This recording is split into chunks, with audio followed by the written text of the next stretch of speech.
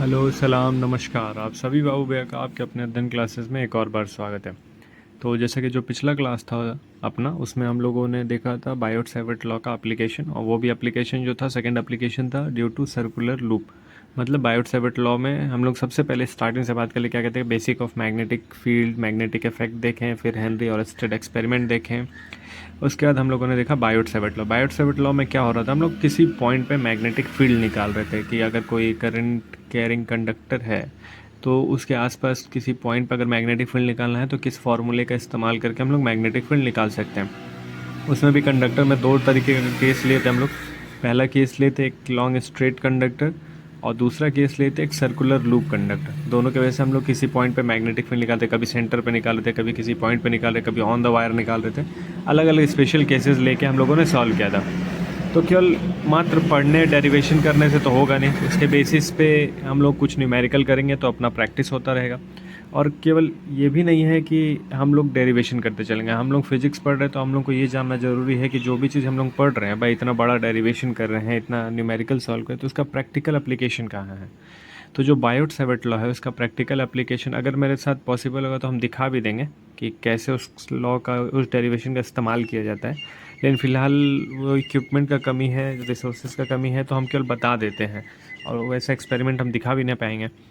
तो ये जो बायोट सावर्ट लॉ है उसका प्रैक्टिकल एप्लीकेशन ये है कि जो भी हम लोग वायर्स देखते हैं, जो भी अपने छत के ऊपर या रोड में वायर्स दिख रहा है अपने को, पैरेलल वायर्स, वो दोनों कैरिंग कंडक्ट, एक तरह से कंडक्टर ही हो गया। वो सब आपस में मैग्नेटिक फील्ड जनरेट करते होंगे। तो कितना मैग्नेटिक फोर्स एक दूसरे पे लगाते होंगे, डायरेक्शन ऑफ करंट क्या होना चाहिए उन वायर्स में, अपोजिट होना चाहिए, सेम होना चाहिए, कितना मैग्नेटिक फील्ड हो जाए, कितना अमाउंट ऑफ करंट हम भेज सकते हैं, इन सब चीज़ों का ध्यान रखा जाता है जो भी हम लोग वायर्स देख रहे हैं अपने चारों तरफ। तो कुल मिला के बायोट सावर्ट लॉ का इस्तेमाल करके ही यहाँ पे जो वायरिंग हम लोग देख रहे हैं, अपने सड़कों पे देख रहे हैं, या फिर जो हाई टेंशन वायर्स हम लोग देख रहे हैं, तो उन सब के बीच में कितना दूरी होना चाहिए, कितना करंट उसमें फ़्लो कराना चाहिए, कितना मैग्नेटिक फील्ड जनरेट करेगा किसी पॉइंट पे, ये सब चीज़ हम लोग निकाल सकते हैं। तो ये उसका एक प्रैक्टिकल एप्लीकेशन हो गया। अब हम लोग जान ले कुछ न्यूमेरिकल्स, क्योंकि न्यूमेरिकल्स करना भी ज़रूरी है। और न्यूमेरिकल्स के नाम पे मेरे पास फ़िलहाल अभी तो एनसीईआरटी बुक है, तो पहले एनसीईआरटी को किया जाएगा, फिर एक और बार जब रिवीजन किया जाएगा तो मल्टीपल क्वेश्चंस कर लिया जाएगा। तो एनसीईआरटी में शुरू करते हैं। जो सबसे पहले आपको खोल के हम दिखा रहे हैं, तो यहाँ पे है अपने पास ये क्वेश्चन है जो पहले हम लोग डिस्कस कर चुके हैं। दिख तो नहीं रहा होगा क्योंकि बुक थोड़ा सा अलग तरीके का है, तो दिख तो नहीं रहा। वैसे क्वेश्चन हम पढ़ के बता दिए, हम पहले कर चुके थे। An elemental d l is equals to delta x I is placed at the origin and carry a large current I is equals to 10 ampere. What is the magnetic field on the y axis at a distance of 0.5 metre. और del x का value दे रखा था अपने को 1 centimetre. तो ये पहले ही हम लोग कर चुके हैं। फिलहाल हम लोग इसके आगे का क्वेश्चन करेंगे। वो आगे का क्वेश्चन ये है अपने पास, अगर दिख रहा है तो ठीक है, नहीं दिख रहा है तो हम पढ़ के बता देते हैं, और इस बार हम प्यार से पढ़ के बताएंगे। इसमें क्या है कि यार हमको नहीं दिख रहा बढ़िया से, तो तुम लोगों को क्या दिखेगा। चलो हम पढ़ लेते हैं। A straight wire carrying a current of 12 ampere is bent into semicircular arc of radius 2 centimetre as shown in figure. Figure बना हुआ है, थोड़ा ऊपर कर देते हैं ताकि क्वेश्चन तुम लोगों के सामने रहे और सॉल्यूशन हम करना शुरू करेंगे।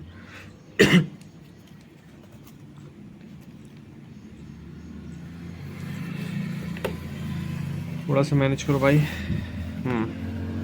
चलो इसको हम ऊपर करें, यहाँ पे आए।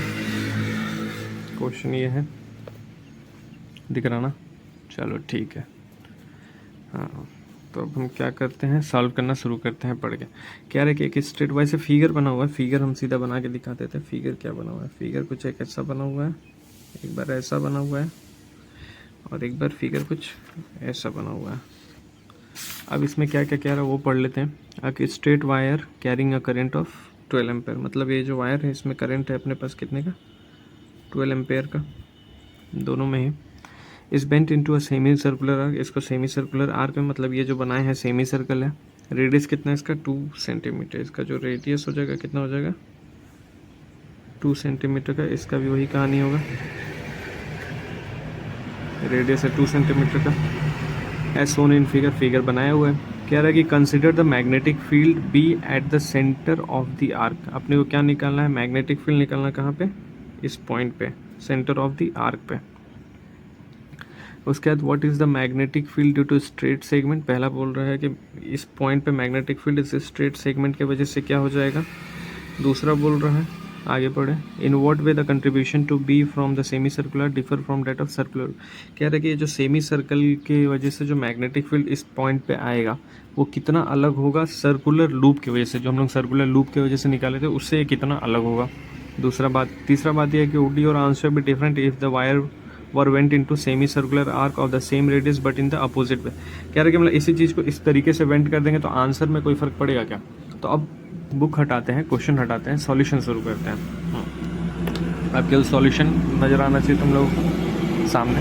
हाँ, सारा चीज़ पढ़ लिए, सारा चीज़ समझ लिए, अब करना शुरू करते हैं। जैसे जैसे देखो हम वैसे ही करने का कोशिश करेंगे जैसे तुम लोग अप्रोच करेंगे। ऐसा एकदम नहीं करेंगे कि हमको आता है ऑलरेडी, तुम लोग से ज़्यादा जानते हैं कुछ, हम वैसे अप्रोच करना चाहिए। क्वेश्चन ये हो गया, फिगर ही बना लिया, अब सॉल्व करते हैं। एक और बार पढ़ लेते हैं क्वेश्चन क्या निकालना अपने को। What is the magnetic field due to straight segment. इस स्ट्रेट सेगमेंट की वजह से मैग्नेटिक फील्ड इस पॉइंट पे निकालना है। तो अगर हम लोग देखेंगे इस पॉइंट पे मैग्नेटिक फील्ड निकालना है तो हम लोग को क्या हो, एक थीटा से मतलब होना चाहिए, थीटा कितना आ रहा है। तो अगर यहाँ पे हम लोग थीटा देखेंगे तो थीटा क्या होता है, डीएल और आर के बीच का एंगल, यही होता है थीटा। अगर हम लोग बात करेंगे तो डीएल और आर के बीच का एंगल होता है। तो अगर कोई एलिमेंटल लेंथ यहाँ स्ट्रेट पे हम डीएल ले रहे हैं और यहाँ पे हम दूरी आर ले रहे हैं तो इन दोनों के बीच में एंगल क्या बनेगा, कुछ भी नहीं, एंगल तो कुछ बनेगा ही नहीं। तो जब एंगल कुछ बनेगा नहीं तो थीटा विल बी 0 डिग्री। अगर थीटा 0 डिग्री हो गया तो बी कितना आ जाएगा, 0। और ये हम लोग डायरेक्ट एप्लीकेशन में भी किए थे कि हम लोग स्पेशल केसेस में लेते हैं कि जब कभी भी ऑन द वायर निकालेंगे तो मैग्नेटिक फील्ड कितना आ जाएगा, 0। तो इस स्ट्रेट वायर के वजह से जो मैग्नेटिक फील्ड इस पॉइंट पर जाएगा कितना हो जाएगा, 0। सेम कहानी यहाँ पे भी हो जाएगा, इस स्ट्रेट वायर की वजह से इस पॉइंट पे मैग्नेटिक फील्ड कितना हो जाएगा, 0। अब हम लोग निकालते हैं सेमी सर्कुलर लूप की वजह से। तो अपने को पता है कि जो सर्कुलर लूप की वजह से मैग्नेटिक फील्ड होता है B is equals to from circular loop. देखो इसमें ए आंसर आ गया। इसमें 3 क्वेश्चन है। सबसे पहला क्वेश्चन है कि स्ट्रेट की वजह से कितना होगा, दूसरा क्वेश्चन है कि ये जो सेमी सर्कुलर लूप है और जो सर्कुलर लूप है उन दोनों में क्या अंतर होगा, तीसरा ये है कि जब इसका डायरेक्शन बदल देंगे, मतलब इस तरीके से बना देंगे तो क्या फ़र्क पड़ेगा आंसर का। तो पहला आंसर हो गया अपना कि इस पॉइंट पे मैग्नेटिक फील्ड कितना हो जाएगा, 0। अब दूसरा आंसर करने जा रहे हैं कि ये जो सेमी सर्कुलर लूप है और जो सर्कुलर लूप है दोनों में क्या फ़र्क पड़ेगा। तो अगर हम लोग बात कर ले सर्कुलर लूप की वजह से बी का फॉर्मूला क्या था, करना कैसे जैसे हम बताएं, मतलब नहीं आ रहा फॉर्मूला देखेंगे हम लोग। सर्कुलर लूप की वजह से फॉर्मूला क्या था अपने पास, तो सर्कुलर लूप की वजह से फॉर्मूला था, सेंटर पे ये निकाले थे, एक जनरल केस निकाले थे जिसका फॉर्मूला हम लोग ले आ रहे थे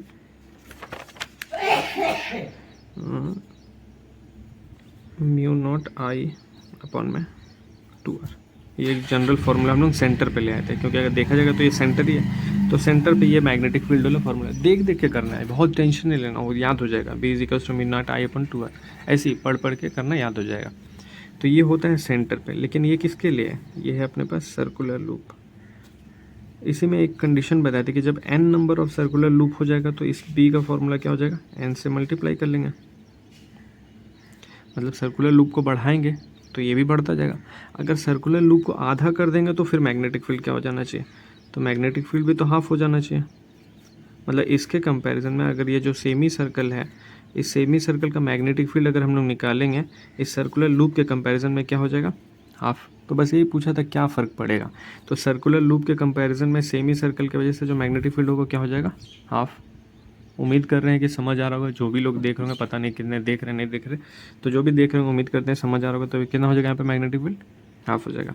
अब तीसरा क्वेश्चन है कि जब कभी भी हम लोग इसको पलट देंगे, कहने का मतलब जो अपने पास स्टार्टिंग का वायर था उसको अगर हम लोग पलट देंगे तो क्या फ़र्क पड़ने लगेगा, तो मैग्नीट्यूड जो है बी का उसमें तो कोई फ़र्क नहीं पड़ेगा, बस फ़र्क पड़ेगा किस में, डायरेक्शन में। डायरेक्शन में क्यों फ़र्क पड़ेगा, क्योंकि यहाँ पे डायरेक्शन कुछ ऐसा हो जाएगा, यहाँ पे डायरेक्शन कुछ अलग हो जाएगा। तो मैग्नीट्यूड में कोई चेंज नहीं होगा, no change in magnitude but direction changes. Values अपने से नहीं पूछा, अपने से केवल पूछा है क्या फ़र्क पड़ेगा, तो फ़र्क यही पड़ेगा कि मैग्नीट्यूड में कोई चेंज नहीं, डायरेक्शन में चेंज। यहाँ पे कंपेयर करने बोला है तो सर्कुलर लूप के कंपैरिजन में हाफ हो जाएगा। यहाँ पे वैल्यू पूछा था कि क्या होगा, तो यहाँ पे कितना हो जाएगा, 0। उम्मीद करते हैं कि समझ आएगा सबको, बहुत ज़्यादा टाइम इन्वेस्ट नहीं करना है, जो समझ में आता जाए जल्दी जल्दी करते चलना है। तो ये जो क्वेश्चन था मेरे बुक के अकॉर्डिंग 4.6 था, क्योंकि मेरा बहुत पुराना बुक है NCERT का, तो ये 4.6 था। अब इसमें 4.7 वाला क्वेश्चन क्या है, 4.7 दिखा दे पहले, उसके बाद फिर करते हैं आगे। ये है 4.7 वाला क्वेश्चन, ये है कह रहे कि consider a tightly wound 100 turn coil of radius 10 centimetre.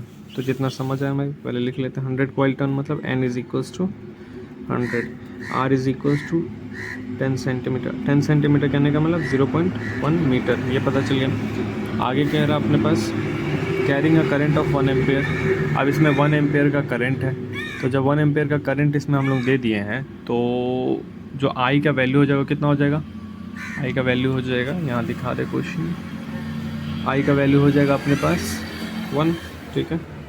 आई का वैल्यू हो गया 1 एम्पेयर, यहाँ लिख रहे हैं हम। एन हो गया 100, आर हो गया 0.1 मीटर और आई हो गया अपने पास 1 एम्पेयर। अब फाइंड करने क्या बोला है, तो फाइंड करने अपने को बोला है कि what is the magnitude of the magnetic field at the centre of the coil. इतना सिंपल क्वेश्चन यार। बोला है कि मैग्नीट्यूड बी निकालना है कहाँ पे, सेंटर पे। तो सेंटर का फॉर्मूला अभी हम लोग क्या था, अब नहीं देखना, अब याद करना है, अब पीछे नहीं जाना है। अभी फॉर्मूला हम लोग लिखे सेंटर पे, तो अब दिमाग को जोड़ लगाओ, क्या था, म्यू नॉट आई अपॉन में 2r, यही तो फॉर्मूला था। अब इस क्या करना है, वैल्यूज पुट करना है, लेकिन यहाँ पे n भी है तो n भी लगा देते हैं क्योंकि n नंबर ऑफ टर्न्स है।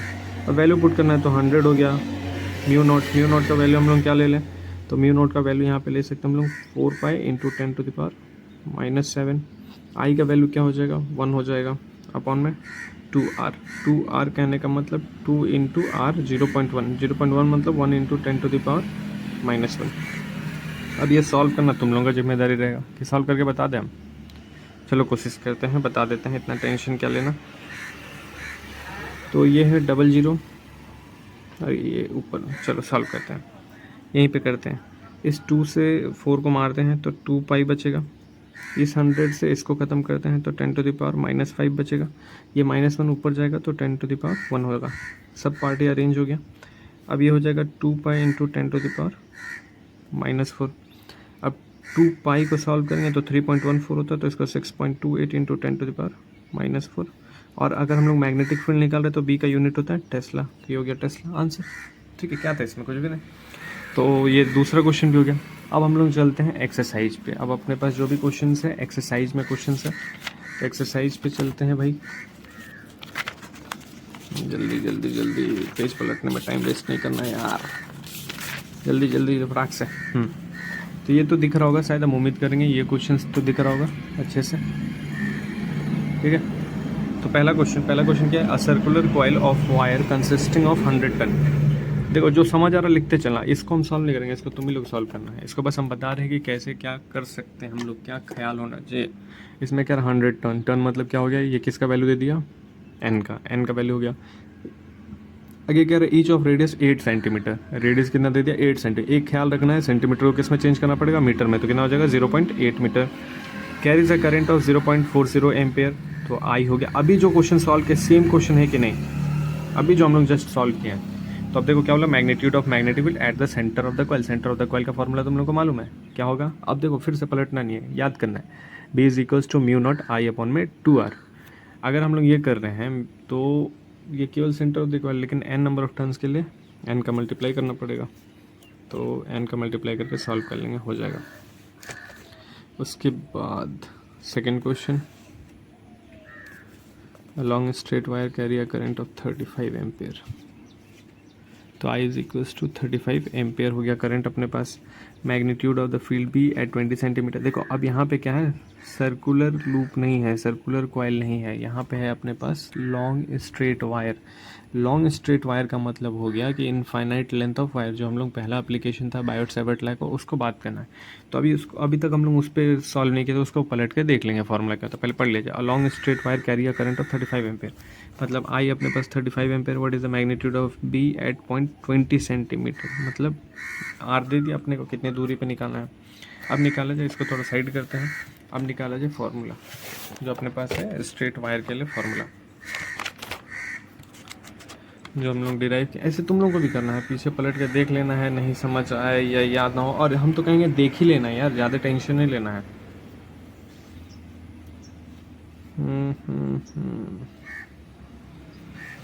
तो एक जनरल फार्मूला अपने पास ये आया था, एक जनरल फार्मूला ये था अपने पास, दिख रहा होगा, ठीक है। उसके बाद स्पेशल केसेस लगाए थे, when wire is of infinite length then, अगर वायर इनफाइनाइट लेंथ का हो जाएगा तो ये अपने पास एक जनरल फार्मूला आया था। तो वायर इनफाइनाइट लेंथ का ही तो है यहाँ पे, लॉन्ग स्ट्रेट वायर बोला तो इन्फाइनाइट लेंथ का वायर, तो मतलब ये वाला फॉर्मूला इस्तेमाल करना पड़ेगा अपने को। तो क्या है, म्यू नॉट आई अपॉन में 2 पाई ए। तो लिखते हैं म्यू नॉट आई अपॉन में 2 पाई ए। क्या है B, mu not I upon में 2 पाई ए। आई का वैल्यू मालूम है अपने को, ए का वैल्यू कितना दिया था 20 सेंटीमीटर। 20 सेंटीमीटर कहने का मतलब 0.2 मीटर,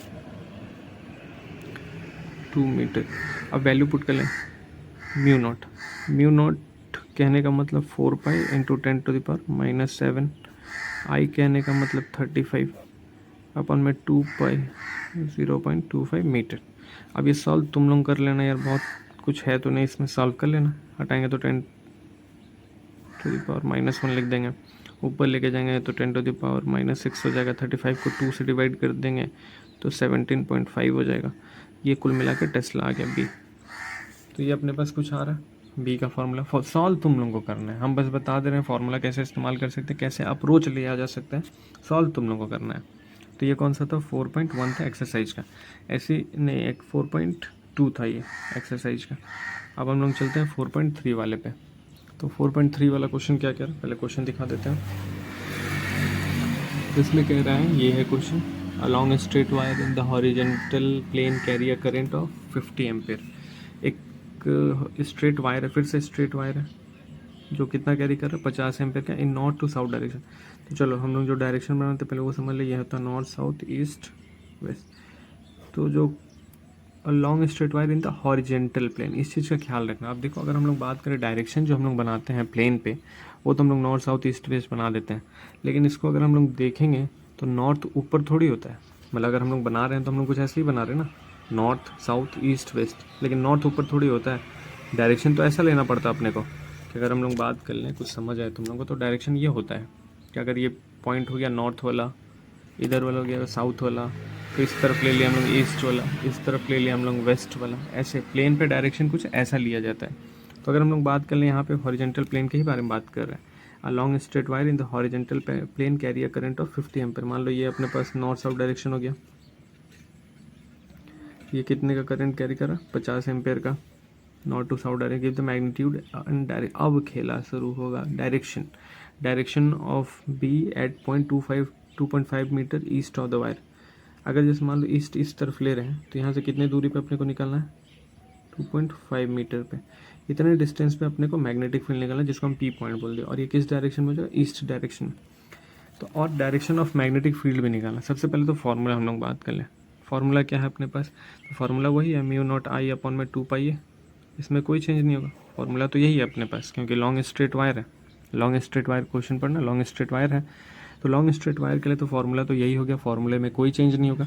लेकिन सॉल्व तो तुम लोगों को करना है, इसको सॉल्व हम नहीं करना, हम बस डायरेक्शन के बारे में बताने वाले हैं कि डायरेक्शन क्या हो जाना चाहिए। तो जैसे मान लो अगर ये नॉर्थ साउथ डायरेक्शन में करंट ऐसे आ रहा और इस पॉइंट पे हम लोग लगाना है, इस पॉइंट पे मान लो ईस्ट इधर ही था ना, ईस्ट इधर ही था 2.5 मीटर, करंट ऐसे आ रहा, तो हम लोग डायरेक्शन निकालने के लिए अभी तक फ़िलहाल एक ही चीज़ सीखे, राइट हैंड थंब रूल। इस पॉइंट पे अपने को बताना है क्या होगा। तो अगर देखा जाए तो राइट हैंड थंब रूल के अकॉर्डिंग यही होगा, दिख रहा होगा, हम उम्मीद करेंगे। ये अपने पास करंट का डायरेक्शन बता रहा है, ये जो थंब है मेरा, ये जो फिंगर कर्ल करेंगे हम लोग, ये होगा अपने पास मैग्नेटिक फील्ड का डायरेक्शन। तो ये नॉर्थ साउथ डायरेक्शन में करंट जा रहा, हम कर्ल कर रहे हैं, हमको किस तरफ बताना है, जैसे मान लो ये नॉर्थ साउथ डायरेक्शन है, ये नॉर्थ साउथ डायरेक्शन है, तो हमको इस तरफ बताना है कि इस तरफ मैग्नेटिक फील्ड का डायरेक्शन क्या होगा। वैसे पेन से अगर कोशिश करें समझाने का, दिख रहा हो उम्मीद करते हैं। जैसे ये है नॉर्थ अपने पास, इस तरफ है अपने पास साउथ, ये है अपने पास ईस्ट, ये है अपने पास वेस्ट, ठीक है, ये कुछ अपने पास हो गया। करंट का डायरेक्शन ये है करंट का डायरेक्शन, करंट ऐसा रहा, ठीक है, हम ऐसे कर देते हैं, जिस तरफ पेन का पॉइंट है उस तरफ करंट का डायरेक्शन है, ये है करंट का डायरेक्शन इस तरफ है। तो यहाँ पे मैग्नेटिक फील्ड का डायरेक्शन क्या होगा, तो देखो जब हम ऐसे कर रहे हैं तो इस तरफ देखेंगे तो फिंगर ऊपर की तरफ आएगा, ऊपर की तरफ आएगा।